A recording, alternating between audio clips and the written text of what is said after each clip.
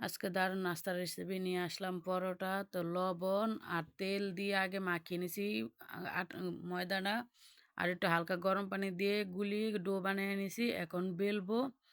এই যে প্রায় আমার বেলা শেষ হয়ে গেছে। এখন ভাঁজ দিয়ে নিব তেল দিয়ে।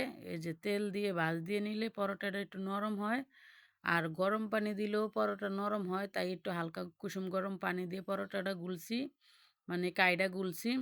এখন আমার পরোটা বানানো শেষ প্রায়। এখন আমি হালকা সেকা দিয়ে কিছুটা রেখে দিব। এই যে হালকা সেকা দিয়ে কিছুটা রেখে দিব। আর এই আমার এই যে সেকা দেওয়াই শেষ হয়ে গেছে। এখন আর কিছুটা ভেজে নিব সকালের নাস্তার জন্য। তো সকালের নাস্তার জন্য কিছুটা ভেজে নিতেছি। আর এই ভাজাটা হয়ে গেলে ওই যে ডিমের, মানে ডিম দিয়ে ঝুরা বানাবো।